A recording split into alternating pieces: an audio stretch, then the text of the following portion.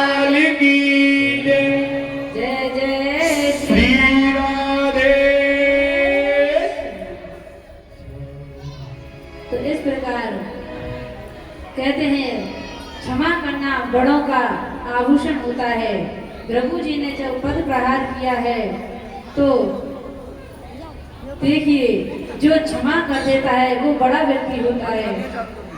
क्षमा बड़न को चाहिए छोटन को उत्पात, कहा विष्णु को घट गयो जब प्रभु जी मारी लात। अर्थात हमें क्षमा करना आना चाहिए। कोई भी कोई गलती कर दे तो उसे क्षमा कर देना चाहिए। क्षमा वही कर सकता है जिसका हृदय बड़ा होता है। इस प्रकार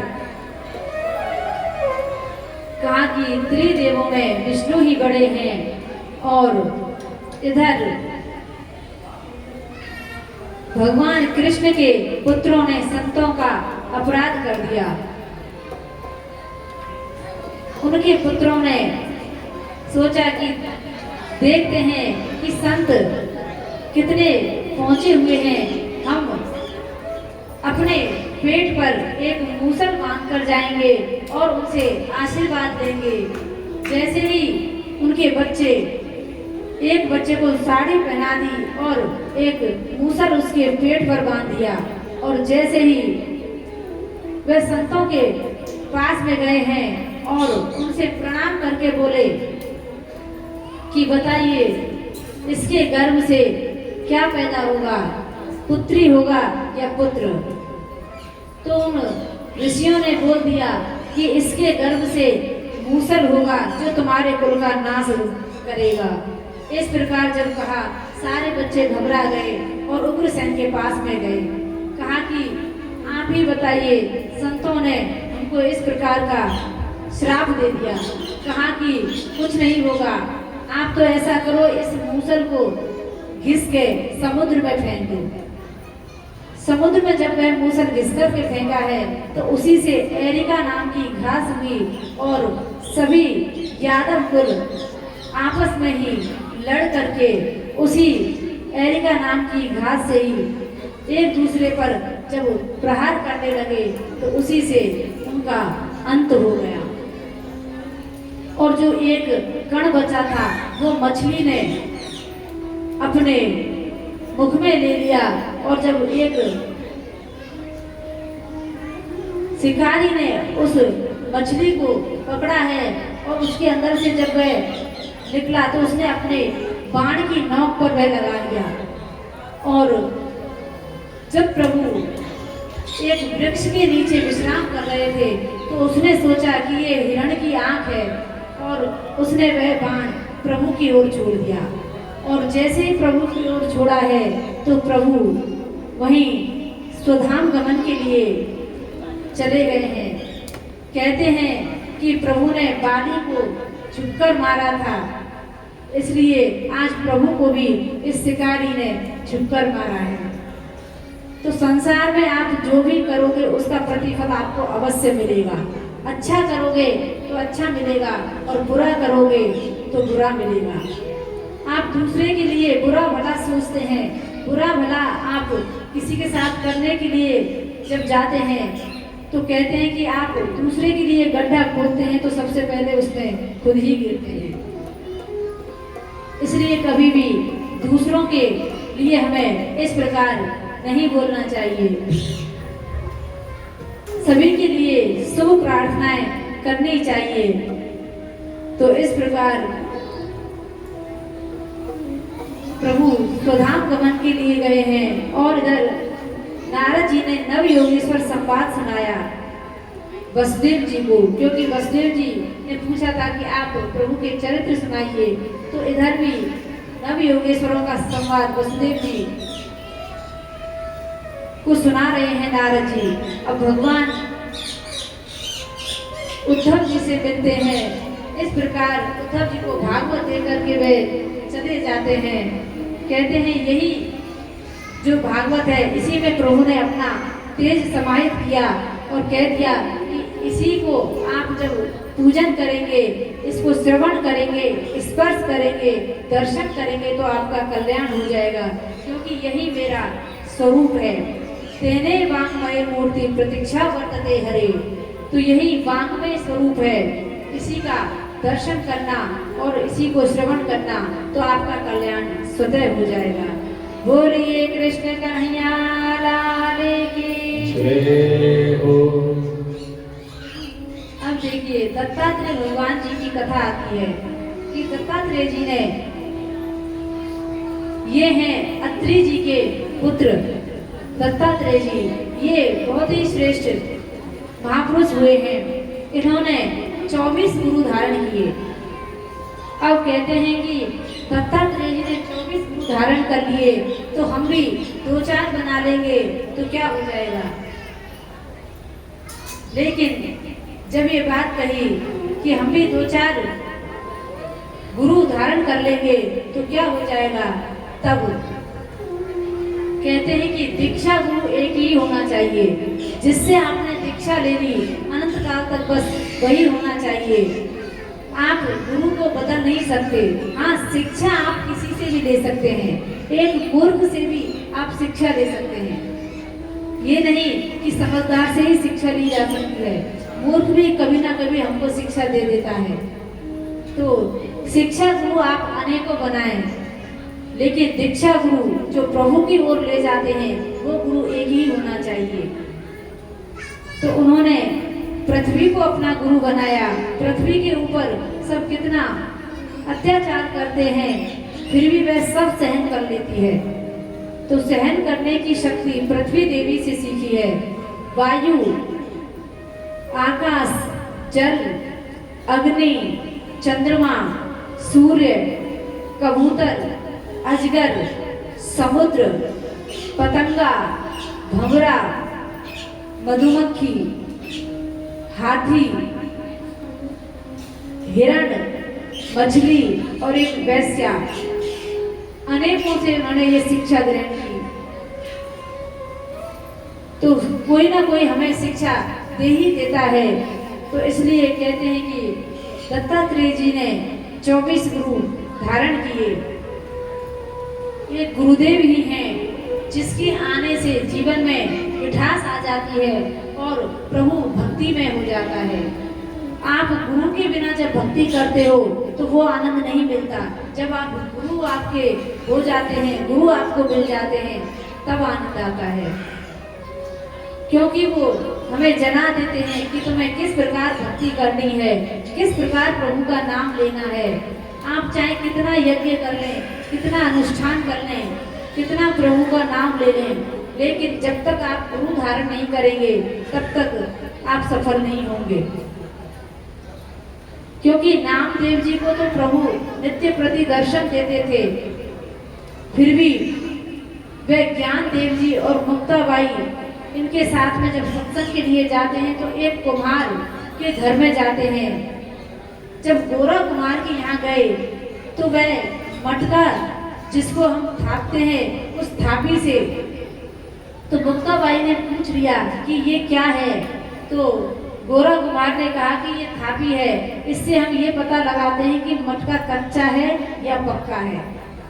तो मुक्ताबाई ज्ञान देव जी की बहन है।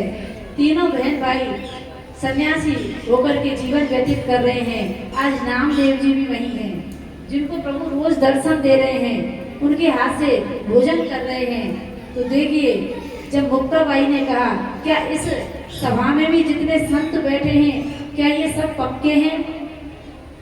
कहा कि आप इससे जांच लो। तो थापी को लेकर के मुक्ताबाई सभी को जब सिर पे मारने लगी, जब सिर पे मारते मारते नामदेव जी के पास पहुंची हैं, इतने श्रेष्ठतम महात्मा हैं, उनके पास पहुंची। क्योंकि हमें भी तो भक्ति का अहंकार होता है।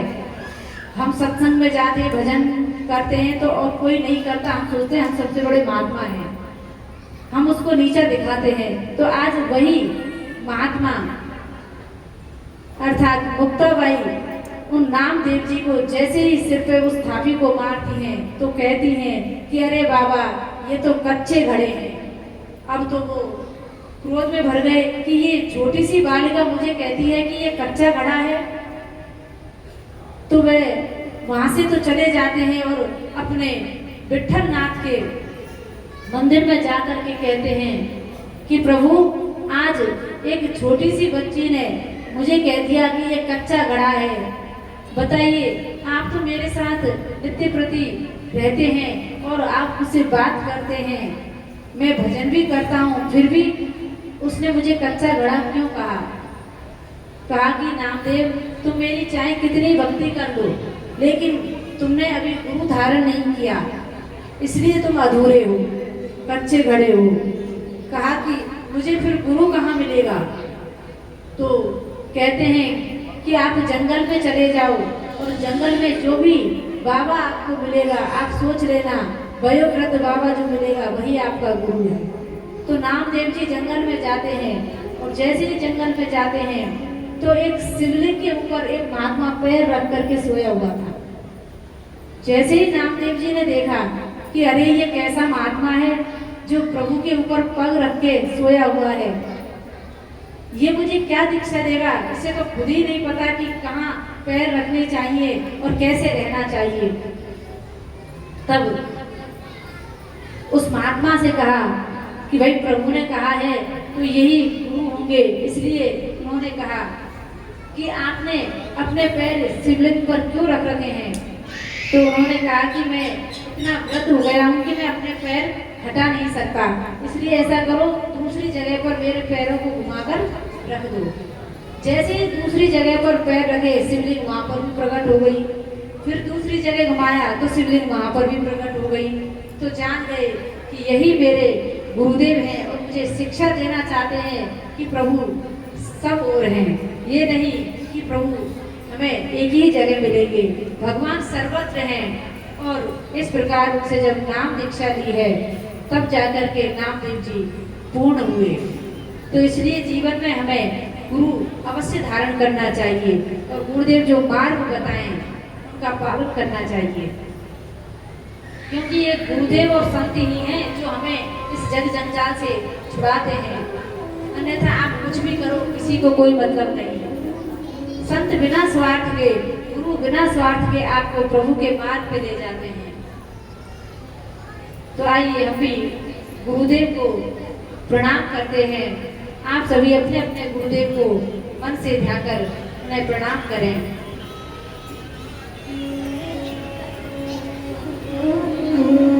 गुरु आपकी शरण में मेरा तो है ठिकाना, गुरु आपकी शरण में मेरा तो है ठिकाना, गुरु आपकी शरण में मेरा तो है ठिकाना, गुरु आपकी शरण में मेरा तो है ठिकाना। कभी तुम न दूर जाना, जैसा भी हो निभाना, कभी तुम न डूब जाना, जैसा भी हो ठिकाना, गुरु आपकी शरण में मेरा तो है ठिकाना, गुरु आपकी शरण में मेरा तो है ठिकाना।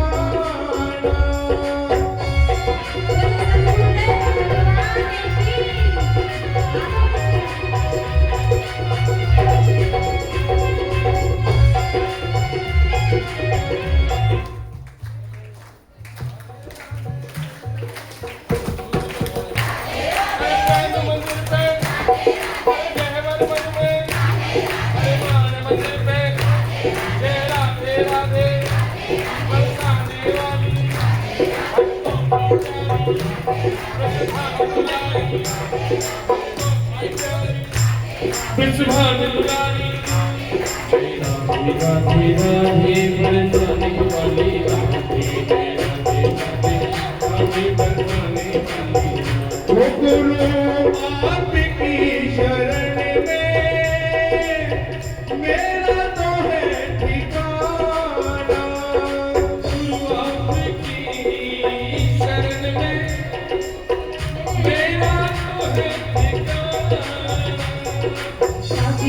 तुम न दूर जाना, जैसा भी हो निभाना।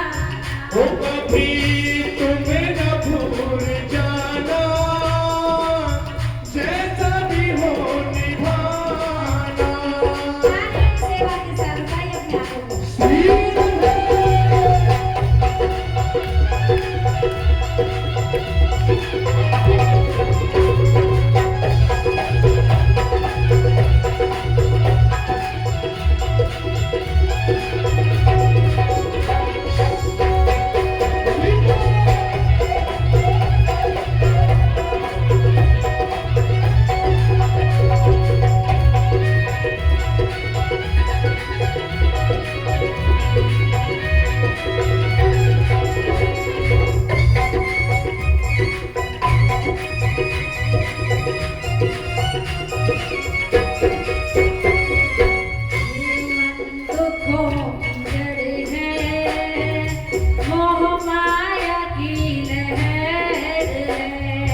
ये मन दुखों की जड़ है, मोह माया की नजर है। दुखों ने घेरा मुझको, कसरी फंसी खबर है। दुखों ने घेरा मुझको, करती फंसी खबर है। ये मन बड़ा है पापी, ये मन बड़ा है पापी, इसे पाप से बचाना। आपकी शरण में मेरा जो है ठिकाना। बोलो हाथ ताली श्री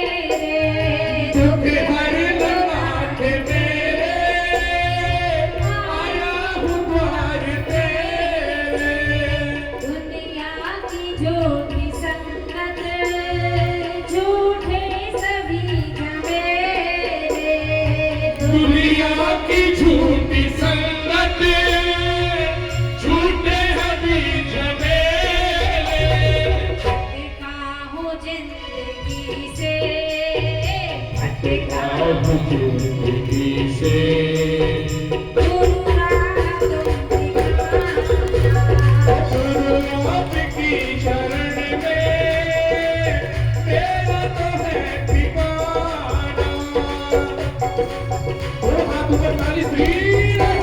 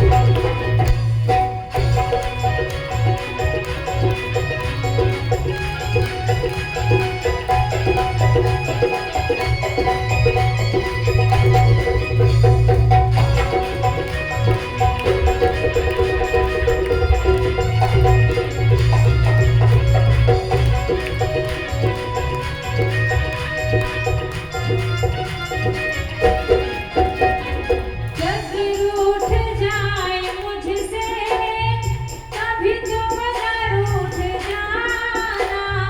जग रूठ जाए मुझसे कभी तुम न रूठ जाना। जग रूठ जाए मुझसे कभी तुम न रूठ जाना।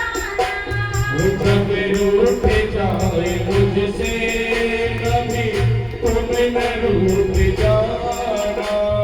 मैं हूँ तेरी शरण में गुरु धीर तुम बहाना। मैं हूँ तेरी शरण में गुरु धीर तुम बधाना।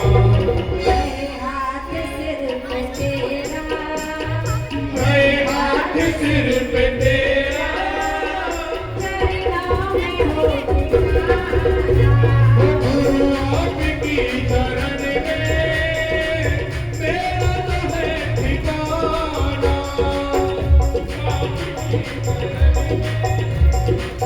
मेरा तो है ठिकाना। गुरु आपकी शरण में मेरा तो है ठिकाना।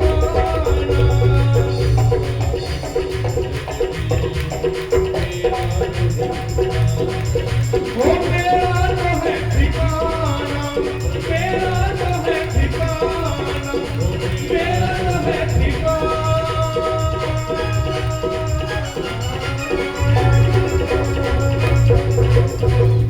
बोल सद्गुरुदेव भगवान की। तो इस प्रकार श्री सद्गुरुदेव भगवान की शरण लेनी चाहिए और अपने जीवन का कल्याण करना चाहिए। अरे शोर क्यों हो रहा है भाई?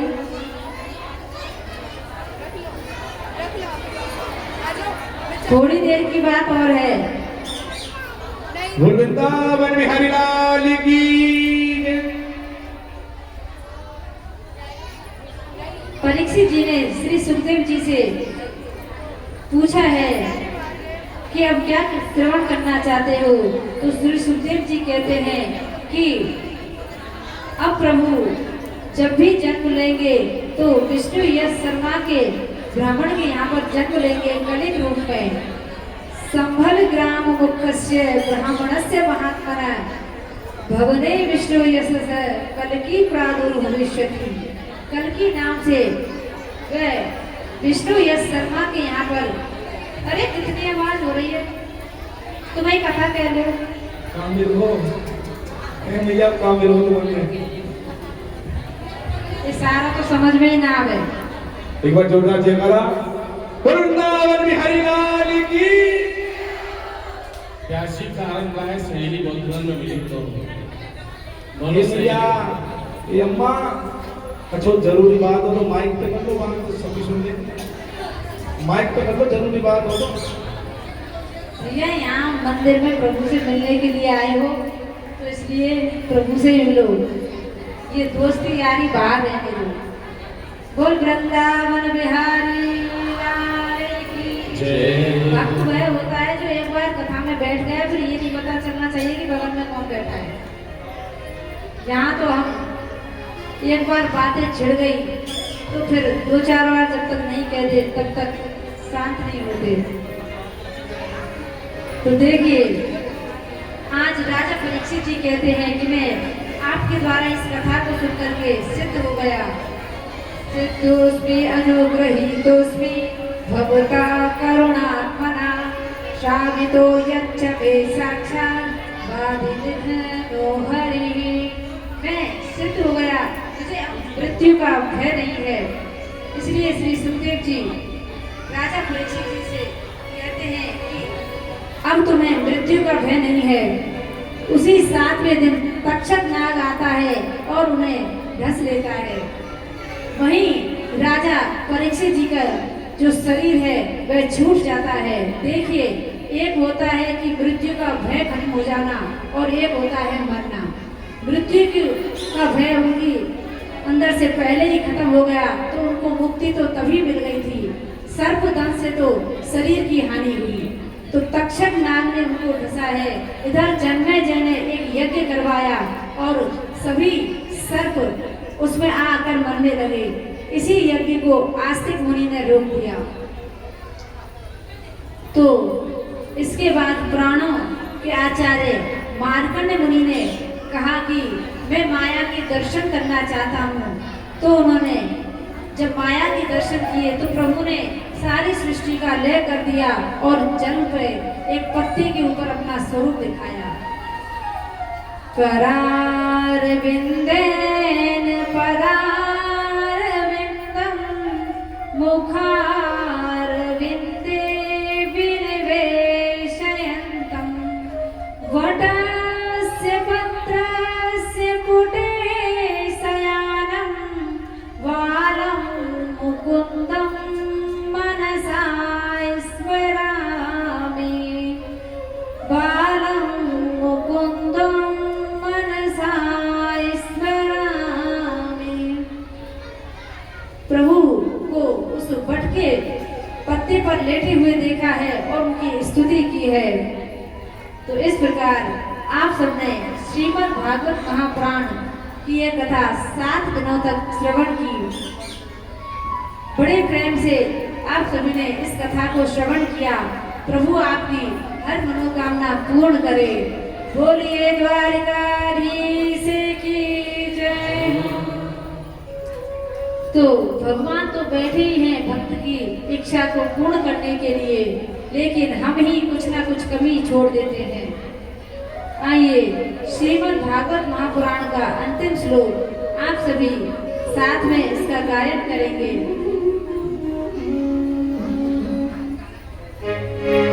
सभी भागवत जी को प्रणाम करें हाथ जोड़ करके। साथ में बोलिएगा। नाम संकीर्तनम यस्य नाम संकीर्तनम यस्य सर्व पाप प्रणाशनम सर्व पाप प्रणाशनम प्रणामो दुख शमना प्रणामो दुख शमनः तम नमामि हरिं परम तं नमामि हरिं परम्।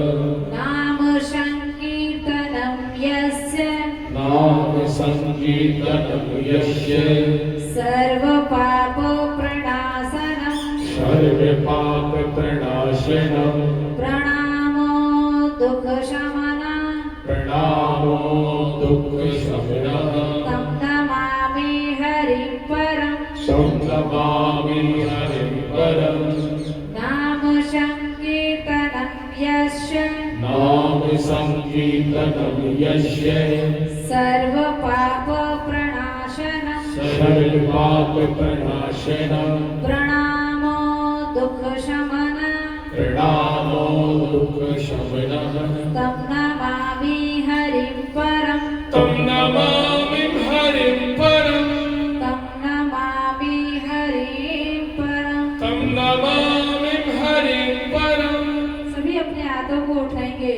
हराए नमः हरये नमः हराए नमः हरये नमः हराए नमः। हरये नमः। भागवत महापुराण की जय। महाराज की, जय हो। व्यास जी महाराज की, जय हो। हनुमान जी महाराज की, जय हो। जय जय श्री राधे श्याम। तो इस प्रकार प्रभु की जो कथा आपने श्रवण की है, 7 दिन बड़े ही प्रेम से आपने इसको श्रवण किया। आप अपने काम धंधे को छोड़कर, अपने बच्चों को छोड़कर के बड़े प्रेम से यहाँ कथा श्रवण करने के लिए आई। इसके लिए भी आपको बहुत बहुत धन्यवाद। एक बार अपने लिए भी ताली बजा दें।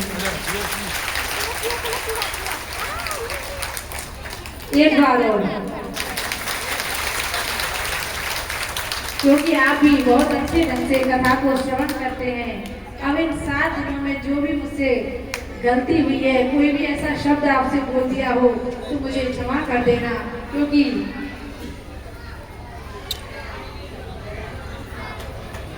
सभी को प्रणाम। जय जय श्री राधे।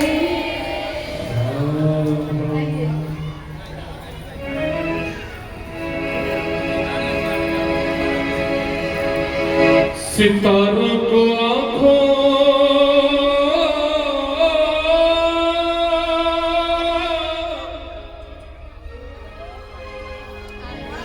आंखों में महफूज कर लो,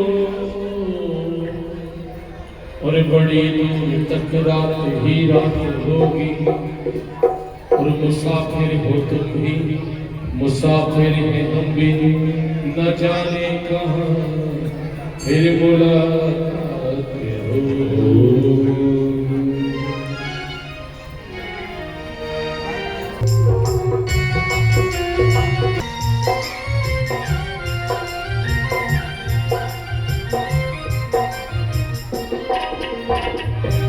माता पिता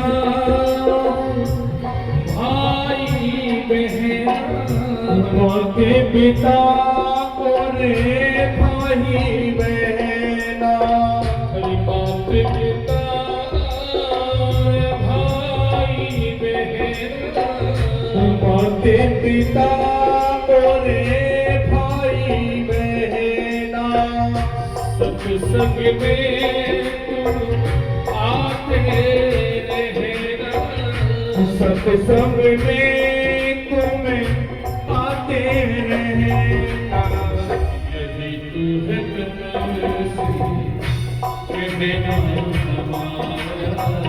यही तो है तुम्हें से कहना हमारा, हो मिले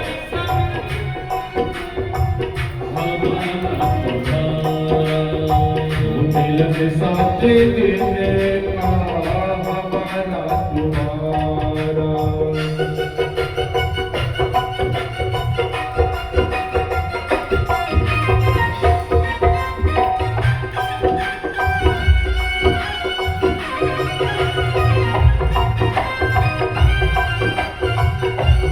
दोनों हाथों से बेटी की शादी बनाते हुए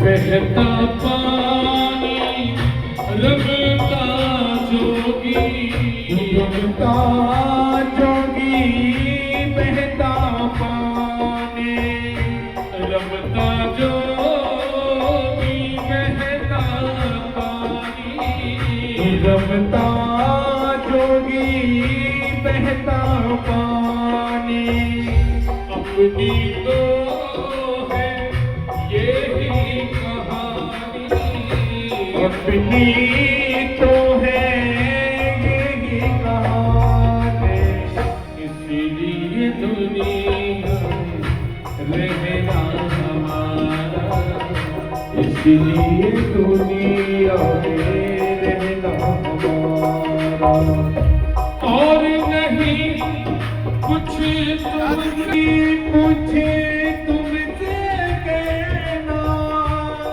राधे कृष्णा, राधे कृष्णा, राधे कृष्णा, जपते रहना। हरे कृष्णा जपते राम।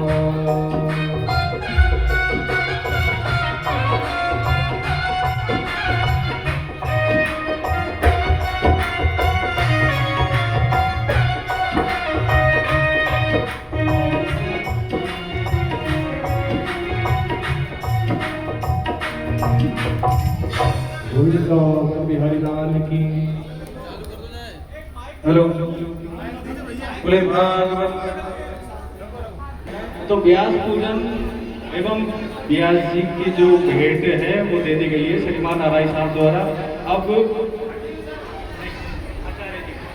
आचार्य जी की भेंट हो गई। बहुत बहुत धन्यवाद, ताली बजाकर स्वागत करें। अब अगली भेंट सुनील भैया को दी जाएगी। सुनील भैया ने बहुत जोरदार ढोलक बजाई है, ताली बजाकर स्वागत करें, जोरदार ताली बजाएं।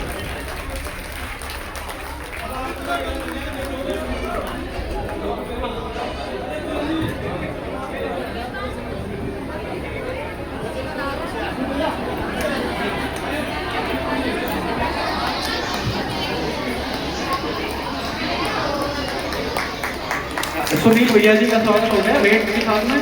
अब हमारे मुख्य गायक कलाकार पैड वादन कृपया पधारें, आप अपना भेंट प्राप्त करें।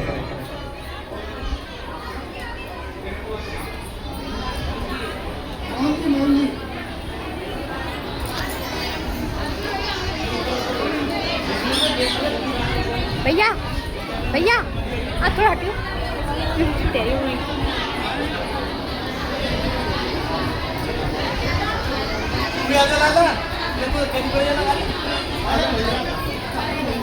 ऑर्गन वाले भैया आ जाए, ऑर्गन। Okay pad. अब हमारी मंदिर जी के पुजारी है राजेश जी।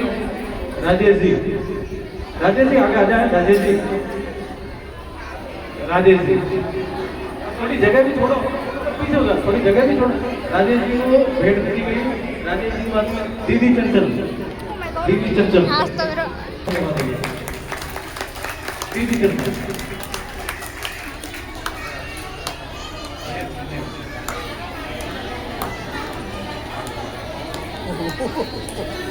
ये म्यूजिक सिस्टम वाले आप भी आ जाए, दोनों आ जाए। क्या म्यूजिक सिस्टम आ जाओ, आप भी आ जाओ। एक बार इनको बहुत बढ़िया साउंड, एक बार जोरदार ताली साउंड वाले भैया के लिए। ये म्यूजिक सिस्टम, दूसरे वाले म्यूजिक सिस्टम वाले आ जाओ, आप भी आ जाओ, ऑपरेटर होगा, आ जाओ। आप इधर को अब हमारी एक रुक्मणी अम्मा है, रुक्मणी जी अम्मा है, जो हमारे मंदिर परिसर में सेवाएं देती है रोज नहीं, पूरे छठ बड़ा रुक्मणी अम्मा, जहाँ पे भी बैठे हो कृपया यहाँ बता रहे रुक्मणी अम्मा। तो इन सभी का एक बार फिर से आपको पुनः ताली बजाकर स्वागत करें। वृंदावन बिहारी लाल की। और हमारी पूज्य देवी ठाकुर भारद्वाज जी ने इस कथा में बहुत बढ़िया रस लाया है। सावन मास है, आपको आनंद आया है नहीं आया? दोनों हाथ उठाओ, बोलो आगे बिहारी लाल की। और मैं पुनः एक बार आरआई साहब एवं ये आयोजन मंडली को पुनः धन्यवाद देता हूँ। इनके लिए एक बार जोरदार ताली बजाकर स्वागत करें। दिनेश पंडित जी का श्रम है जो ये कथा बार बार हमें देखने को मिलती है। बाकी हम दिनेश पंडित जी के साथ में लगे रहते हैं। बाकी ये पूरा श्रम का काम जो है दिनेश पंडित जी का, इनका भी एक बार पुनः स्वागत किया जाए। आज दिनेश पंडित जी बाबू के हैं थोड़े से। आरआई साहब दो शब्द। मैं 2021 से ये सवाई माधोपुर पुलिस को अच्छी तरह से देख रहा हूँ।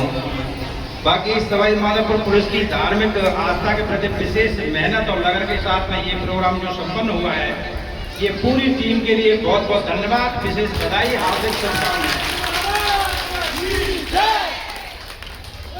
मैं श्री राधा रानी से पुनः कामना करता हूँ कि ऐसे आयोजन भारत वर्ष नहीं, हर सेवाएं होने चाहिए। आप लोगों का वास्तव में सहयोग अतुलनीय है। माताएं, आप वास्तव में अद्भुत हो, वास्तव में अद्भुत हो।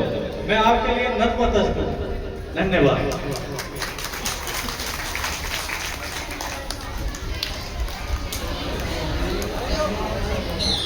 बोले भागवत भगवान की जय, कृष्ण कन्हैया लाल की जय। हमारे बड़े जो मुख्य यजमान जी हैं पुरुषोत्तम जी के पिताजी, कृपा करके निवेदन है इधर मंच के पास आ। जय जय श्री राधे।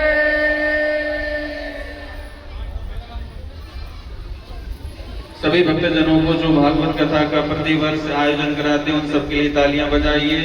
ये जो भागवत ज्ञान गंगा वही तो ये आसमान ठाकुर जी स्वयं नहीं आते, किसी न किसी को मार्गदर्शन बनाते हैं। तो ये पुलिस लाइन के जितने भी आयोजक हैं, सभी संगत है, आप सब लोग भी आप सबके सहयोग से भगवान की मंगलमय कथा आज सप्तम दिवस विराम हुई। कल भगवान का जो भागवत कथा का हवन होगा, समय रहेगा 9 बजे से 11 बजे तक। जिन भक्तजनों को हवन करना हो, पूजन करना हो, कृपा करके अभी बता दें, उस हिसाब से सामग्री। और कल जो भक्तजन कथा में आ रहे हैं सभी का निमंत्रण है। कल भंडारा है, सभी से निवेदन है समय 3 बजे के बाद। तो आप सभी से निवेदन है भागवत कथा के भंडारे प्रसाद में जरूर पधारें और तन मन से भागवत भगवान की सहयोग करें और कल जरूर पधारें। जय श्री राधे। बोल भागवत भगवान की